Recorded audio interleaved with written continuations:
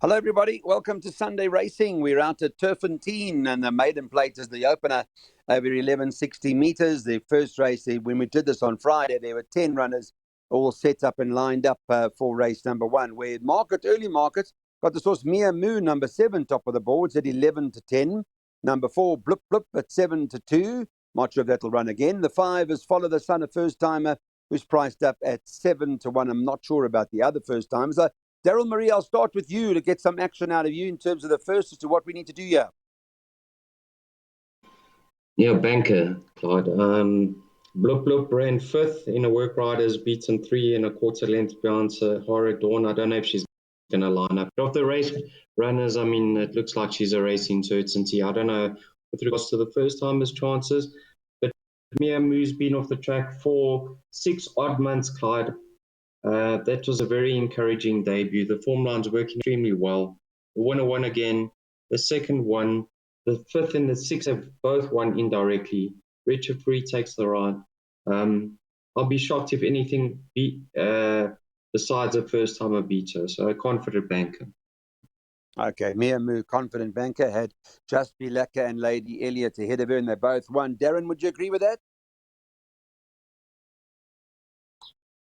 Yes, Clyde, I got to agree with that. That debut was against a strong maiden juvenile field. I know she started at a big price, but she's had the time off, and Richard Faree now takes the ride. And Sean Terry often runs a horse once as a juvenile, and he brings them back a couple of months later, and they follow up. So I'll be very disappointed if Mia Moo loses. And I thought the double of the day, let's go Mia Moo into Give Me Another a bit later. Yeah, give me another very special. Okay, so Mia Moo, give me another. There's an early double. Well, it's a Bipot opportunity now. So let's get our Bipots on. There we go. There's a look at what the Bipot looks like for the Sunday afternoon. We'll leave you in some peace and quiet to get all of that down, and you know what to do.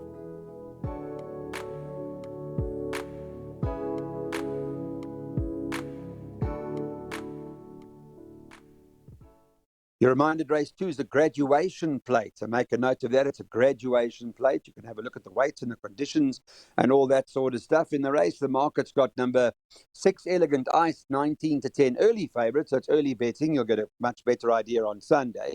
1, Swing Upon a Star is 2 to 1. And number 2, Cornwall is 5 to 1. I know that was 4, Tropicology won very easily on Thursday. I'm not convinced it's going to be running again, but you never know. We'll see what the plans are in terms of that. Darren, let me go to you. What's the plan there? Clyde, well, Tropicology can't take part as it's a graduation plate, and now she's a 3-time winner. So Elegant Ice comes in here, one of the best weighted. Her comeback run was good. She's only got 54.5 kilos to shoulder, and she's a very smart filly on her day. So I think she's going to take a ton of beating in this lineup. Cornwall, now he's terribly weighted, but you know what? This horse has a lot of ability, and he's on the up. So I wouldn't ignore Cornwall in any bet, even with 60 kilos. Others to consider, Swing Upon a Star, but just watch him go to the start, because sometimes he goes down a bit short.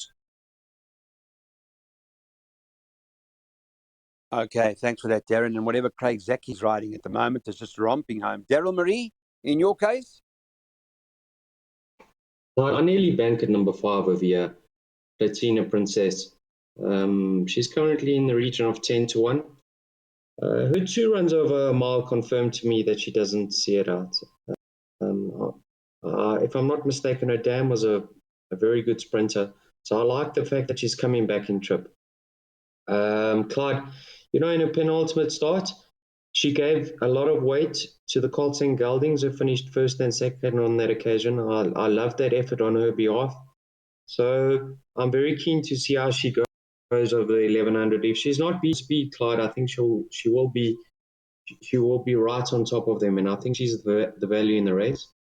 I liked Elegant Ice's comeback run. We saw Wise Act finish just behind her, come out and run 2nd in his next start.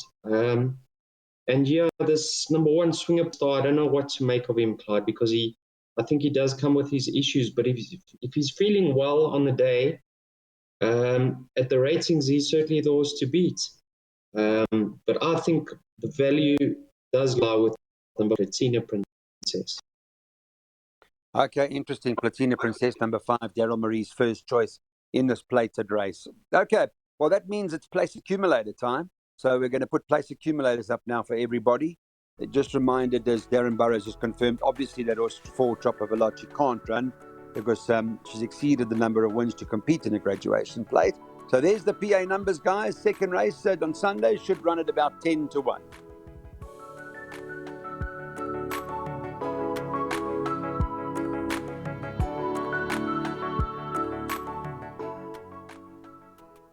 Note that in the third race, they've taken out this horse, 5 Royal Summons, is not running. And the favourite is number 1, Secret Chord, who's been, Daryl Marie's been in very good form, priced up at 12 to 10. Do you like it? Not at that price. They'll give him a winning chance, absolutely, Clyde. You know, last time out they tried him with the blinkers for the first time out. He was well beaten, Clyde, but that could absolutely be anything. I mean, he was super impressive. He has improved with the tongue tie, and he is deserving of a victory because his consistency levels are high. So Richard Free teams up for St. John. I think it's their first runner together. So I'll give him a winning chance, absolutely. I like the look of number 4, Viapic. Clyde, if you watch his replay, he was desperately unlucky. I'm not saying he would have won on that occasion. He wouldn't have because Edward Wright trotted up. But he would have finished at least 4 or 5 lengths closer. It was a matching debut. I mean, the jock had to stand up in the irons for the last 200 meters of the race. He had absolutely nowhere to go. I think he's got a little bit more scope for improvement over his stable companion. I don't know how they're betting, but I do believe, let me just have a look for you, Clyde. He region of 10 to 1, whereas Secret Chord is 12 to 10. I'd rather be taking the each way value at number 4 Pacific. Okay, well, there you go. Pacific and Muzi, he's on. The combinations work well. And we're certainly going to put that into the play. It's a pick 6, naturally. So let's put pick 6s up, everybody. Time to go with that because Secret Chord short 12 to 10, but that horse Pacific is 9, 10 to 1 or thereabouts. And don't leave that out of anything, whatever you do. So that's the plan. Race 3 at Turffontein. Remember, we've got an 8-race program. And we look forward later on, of course, to seeing how all works out to the Mike de Kock Impi Tumbi Challenge later on this afternoon.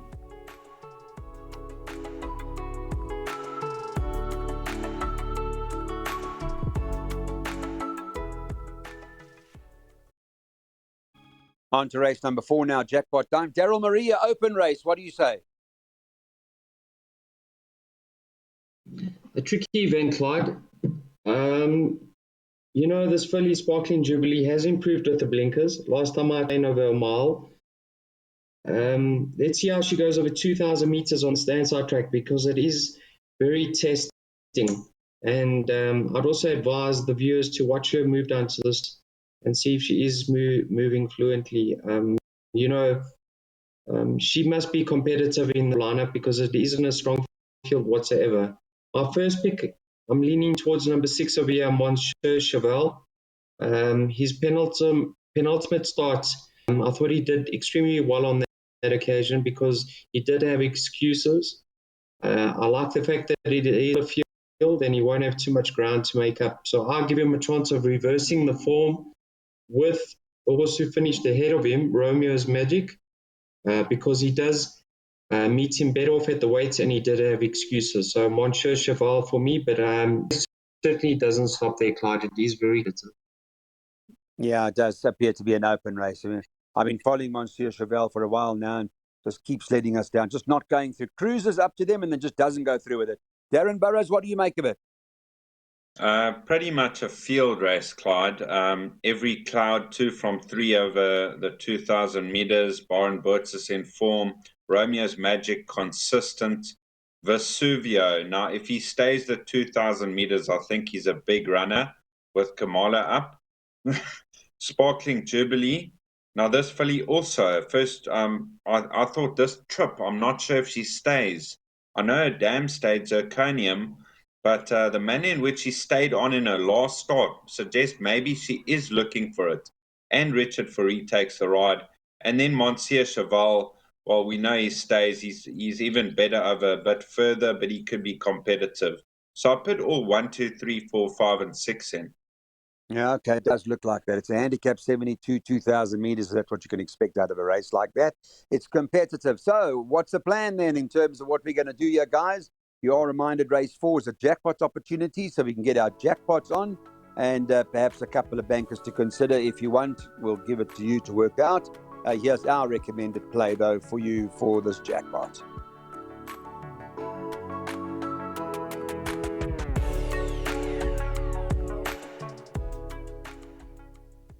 On to race 5 now, handicap at the 80 level, fillies and mares. They bet 7-2 the field here, Darren Burrows. A handful of horses that I think can win in a race like this, open. Some obviously, that started out with the reputation thinking they're going to go through, which still may be the case, but it comes across as a competitive race.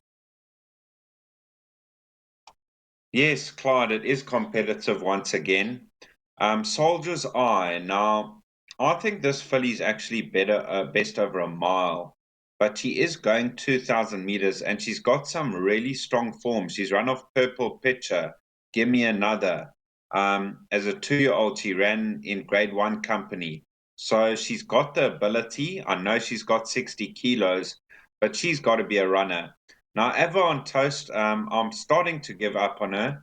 I don't know what her favorite trip is anymore. She's not putting it in. She's got the ability, but not going through with it.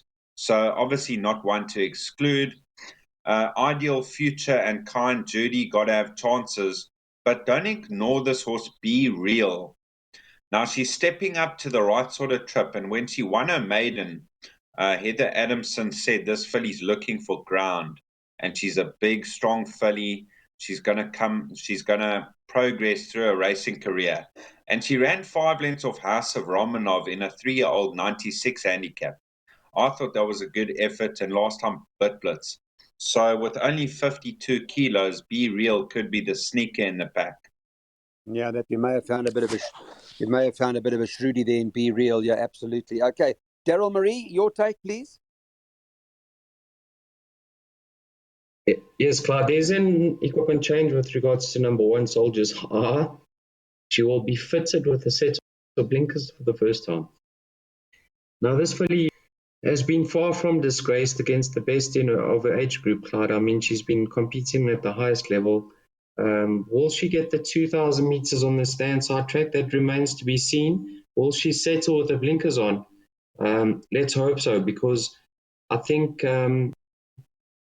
you can put a line to start. That wasn't her effort. On her previous form, I mean, she must be a huge player over here, and she is no doubt the class act in the race. Clyde, have a look at who's been assisting Ideal Future in the saddle recently, claiming apprentices. And yeah, you got Richard Fourie from a 1 draw.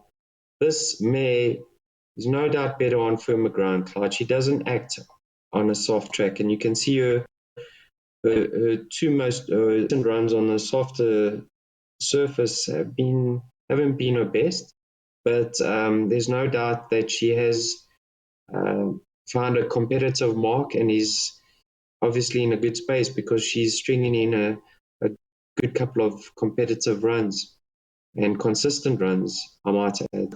Ideal Future with Richard Fourie on a firmer surface, I think she could be the one to beat. But like I say, all depends on whether Soldier's Eye sees out the trip and settles with the blinkers.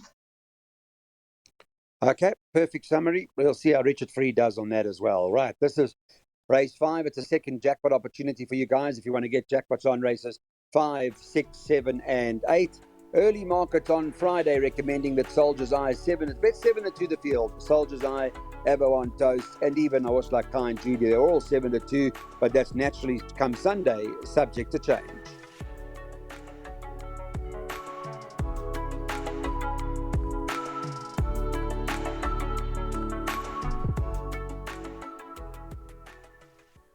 Top of the board in race 6 is number 6, Captain of Grits at 4-1 the field.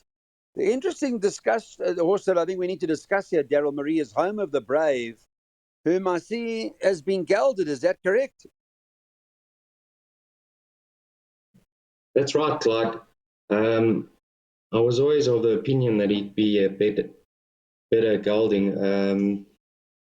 But he's got his work cut out here because this is a very, very competitive lineup. It's over a distance short of his best. He's not a 1,400-meter horse, Clyde, and he's got a wide road to contend with. But, he's a lovely sort. I might just add that Tyron Zaki's yard isn't exactly firing, Clyde.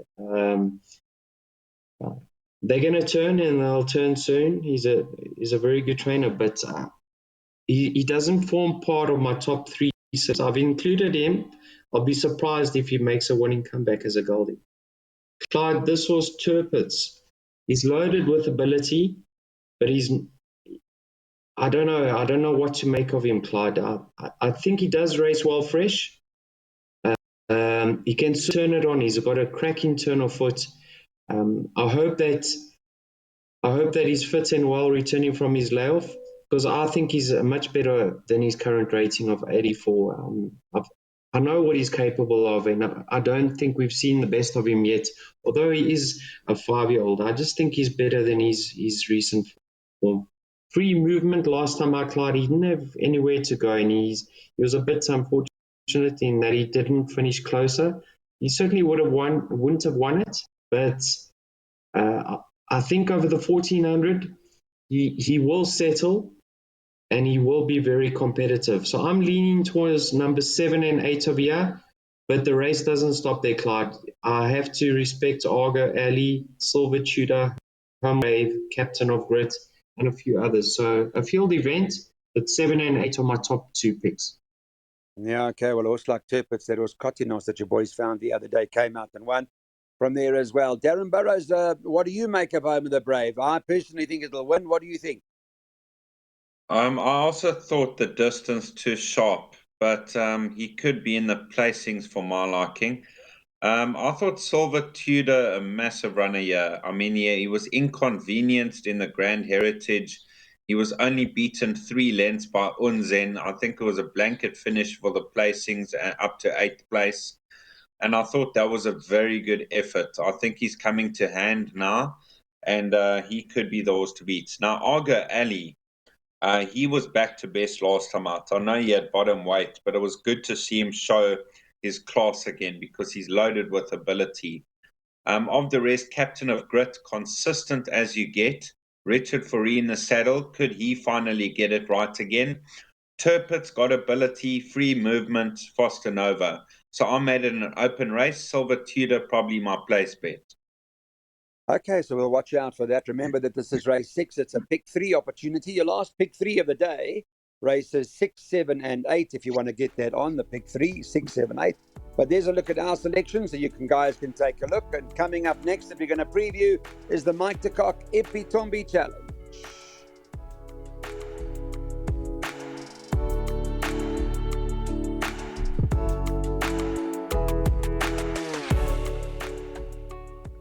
Well, let's talk about the Mike de Kock Epitombi Challenge now, in which Mike de Kock does have a runner, number 8, Give Me Another, who's been super impressive to date. Daryl Marie, she's only had 3 starts, 3 wins, and every time she races, she gets to know what it's all about and gets stronger and stronger.